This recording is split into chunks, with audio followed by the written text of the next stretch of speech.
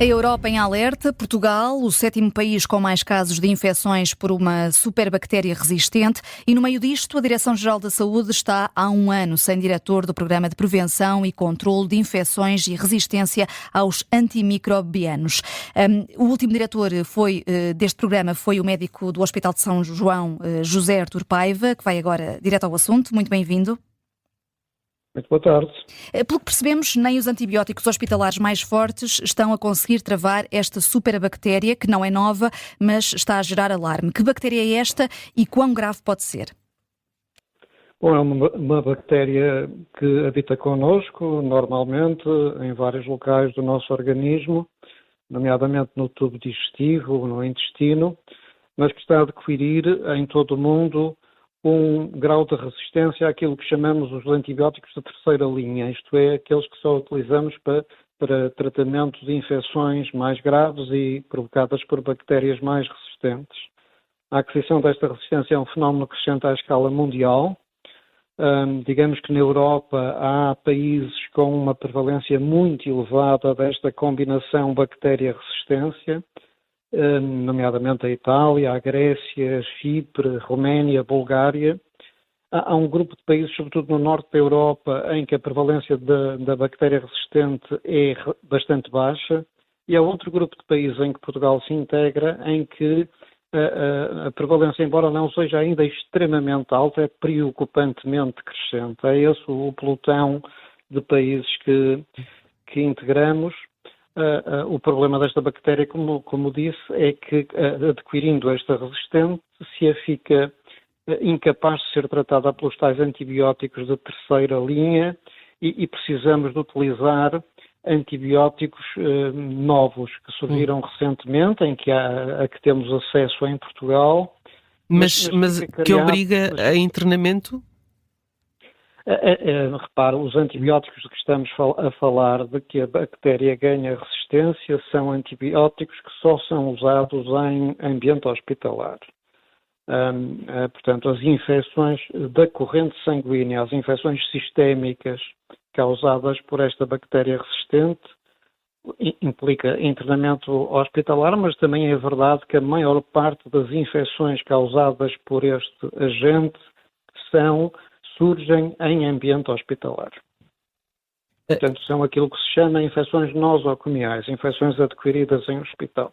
E quais são os grupos mais vulneráveis?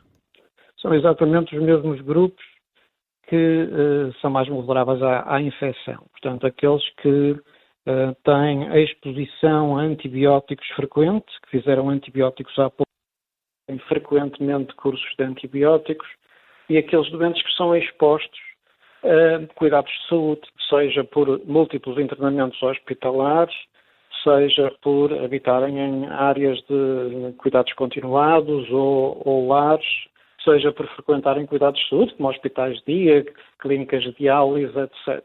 E também, evidentemente, os doentes com o sistema imunológico debilitado. Uhum. Esta bactéria, até porque ouvindo isto, os nossos ouvintes podem estar a ir ao Google procurar, mas a bactéria chama-se Klebsiella. Estava a falar há pouco dessa questão de haver casos na Europa e também de Portugal estar acima da média. Como é que se explica esta subida e a disparidade encontrada entre os países? Certo. O facto de uma bactéria ganhar resistência a antibióticos é um fenómeno natural. Isto é, se nós expusermos uma bactéria a um antibiótico, provocamos nela uma reação de tentar modificar-se no sentido de sobreviver. Isto é, a bactéria tenta sobreviver modificando a sua estrutura, às vezes até modificando a sua estrutura genética, de forma a sobreviver ao antibiótico. Portanto, o principal determinante para a emergência das resistências é a exposição aos antibióticos. Daí nós dizermos que uma maneira de diminuirmos a emergência da resistência é diminuirmos o consumo de antibióticos, isto é, só os usarmos nos doentes que realmente precisam deles e pelo tempo mínimo necessário para curar a infecção. Este é o aspecto do aparecimento da resistência, mas depois há outro problema que não podemos esquecer, que é a transmissão pessoa a pessoa dessa resistência. Isto é, há muitas pessoas que são portadoras desta bactéria com a resistência sem terem uma infecção. São portadores da bactéria com a resistência. E é muito importante que a admissão hospitalar, quando alguém é internado no hospital com fatores de risco, aqueles fatores de que falei há pouco, seja testado para ver se é portador dessa bactéria, e hoje existem testes rápidos que permitem saber se sim ou não é portador, e se o for, seja isolado em coortes ou em áreas destinadas a este tipo de pessoas, para evitar aqui não a emergência, mas a transmissão de um doente para o outro, de uma pessoa para a outra, desta bactéria com a resistência. Mas esses testes são feitos em ambiente hospitalar, nas farmácias, nos laboratórios? Como é que é? Portanto, eu estou-lhe a falar do doente no momento da admissão hospitalar. Portanto, nós vamos afastar essa ideia das farmácias e da comunidade, estamos a falar de uma infecção por uma bactéria que, como eu lhe disse, é esmagadora maioria das vezes em infecções adquiridas em hospital. Portanto, o que eu estou a dizer é que há um grupo de doentes, de pessoas, que é portadora da bactéria com a resistência e que é admitida no hospital, às vezes até sem infecção nenhuma, por outra razão, pela causa. Não tem infecção, mas é portador da bactéria. E, portanto, estas pessoas com esses fatores de risco, com antibióticos recentes, episódios de internamento hospitalar frequente, frequência de áreas de cuidados de saúde ou com doenças mais graves, mais críticas ou imunodeprimidos, devem ser testados no momento da admissão no hospital, seja qual for o motivo da admissão, nem que seja uma cirurgia eletiva, por exemplo, não para evitar a infecção em si própria, mas para evitar a transmissão da bactéria com a resistência ao ambiente hospitalar e a outros doentes. Isso é, aliás, objeto de uma norma que a Direção-Geral da Saúde, através do nosso programa de controle de infecção, fez em janeiro de 2023 e que, creio que esta será a sua pergunta próxima, que está em implementação progressiva na esmagadora maioria dos hospitais do país. E, portanto, é muito importante que essa norma seja realmente aplicada em todos os hospitais, para evitar a transmissão da bactéria com a resistência, porque sabemos que há pessoas que são portadores assintomáticos da bactéria, que não têm infecção nenhuma, mas que podem transmitir-la a pessoas que, por estarem mais débeis, possam fazer essa infecção. E esse programa de que estava a falar, que liderou até há cerca de um ano, está nesta altura sem diretor, e seria uma altura crucial, imagina, embora já esteja em curso, para que não haja este vazio na direção deste plano. Sim, tenho evidentemente pena que o programa esteja sem diretor e acho muito importante que seja escolhida rapidamente uma pessoa para dirigir o programa, mas apesar disso, eu queria lhe dizer que o programa surgiu em 2013 e que desde o final de 2013 tem uma estrutura vertical de funcionamento, isto é, em cada unidade local de saúde há uma unidade orgânica ou um serviço até que faz este trabalho, portanto há uma unidade e um serviço que é PSIRA, portanto que faz prevenção e controle de infecção e das resistências aos antimicrobianos. E isto está legislado no despacho 10.901/2022, e está largamente implementado. Quase 100% das áreas, das unidades locais de saúde têm esta estrutura orgânica. E estas estruturas estão ativas.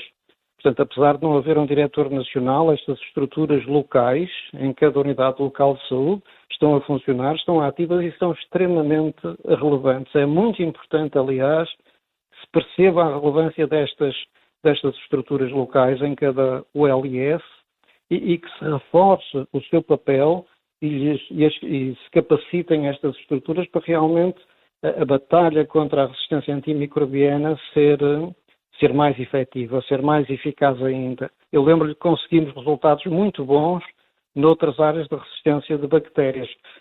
Aqui há 10 anos falávamos muito do Staphylo aureus, que tinha resistência aos antibióticos padrão para o tratar, nomeadamente a ameticilina.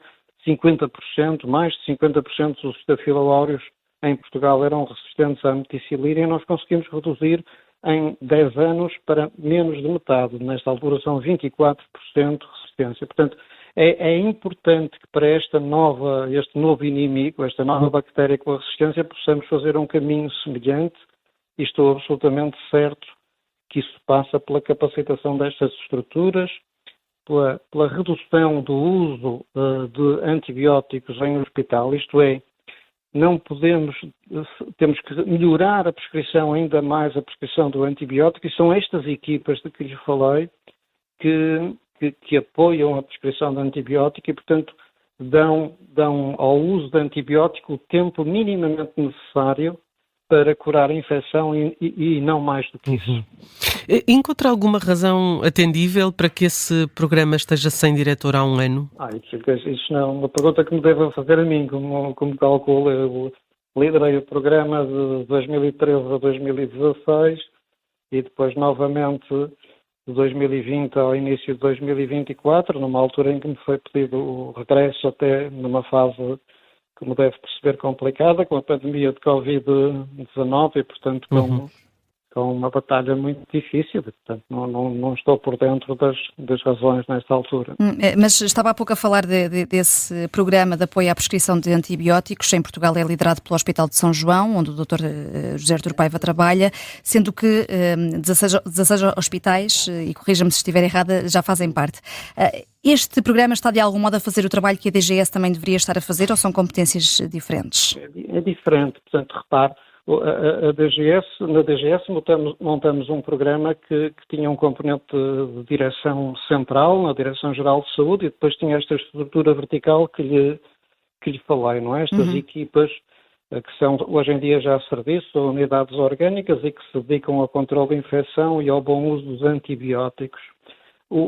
Isto que me está a falar, que é liderado em Portugal pela ULS São João, e nomeadamente com a minha coordenação, é um programa financiado pela União Europeia, pelo EU4Health, que procura melhorar a intervenção destes programas de stewardship de antibióticos, isto é, de apoio à prescrição de antibióticos. Não é criá-los, é dentro do país nós capacitarmos as várias unidades e serviços dos hospitais para fazer ainda melhor este trabalho. Não é passarem a fazê-lo, é fazerem melhor, porque já o estão a fazer. De que maneira? De uma forma muito interessante, isto é, percebemos que o conhecimento sobre antibióticos nos médicos portugueses, nos farmacêuticos, nos profissionais de saúde portugueses é bom.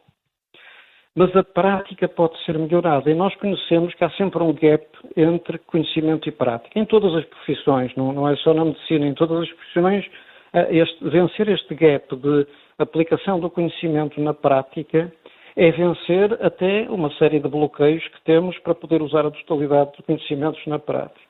O que o programa Drive EMS faz com este financiamento europeu é melhorar, isto é, ensinar ações de mudança comportamental que façam levar com mais facilidade o conhecimento em antibióticos e em bom uso de antibióticos à sua adequada prescrição. Isto passa por metodologias de capacitação, de estrutura, mas até de mais fácil identificação de bloqueios e de vencer esses bloqueios para que a prática de prescrição seja melhor. Se quiser, em vez de apenas melhorarmos cada prescrição de antibiótico, tentamos melhorar os prescritores dos antibióticos.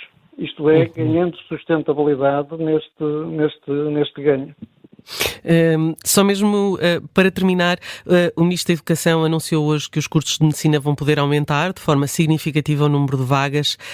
Haverá capacidade nas instituições de ensino para acomodar, e uma vez que trabalha no Hospital de São João, que é um hospital universitário?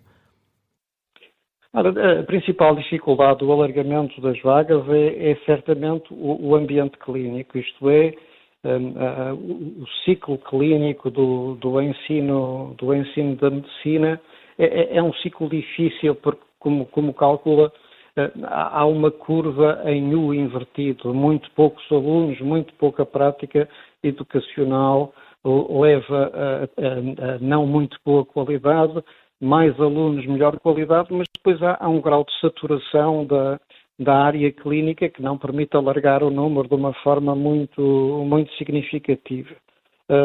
Portanto, a preocupação principal nesse alargamento é que ele seja feito Acho que sim, mas tendo em conta este nível de saturação possível das áreas clínicas no sentido do ensino clínico da medicina. Vivemos um momento difícil em termos de recursos humanos na medicina e a consciência pública de que o cuidar dos profissionais de saúde e a necessidade de termos incentivos motivacionais dos profissionais de saúde é absolutamente fundamental para conseguirmos salvar o Serviço Nacional de Saúde. Muito obrigada, Dr. José Artur Paiva, por ter vindo direto ao assunto, aqui com também esta nota final sobre o aumento das vagas nos cursos de medicina, anunciado hoje pelo Ministro da Educação. A Tarde Política tentou também uma entrevista com a Diretora-Geral da Saúde, Rita Sá Machado, a propósito do tema essencial desta entrevista, que foi esta superbactéria, Klebsiella, que tem estado a aumentar o número de infecções na Europa e também em Portugal. Muito obrigada.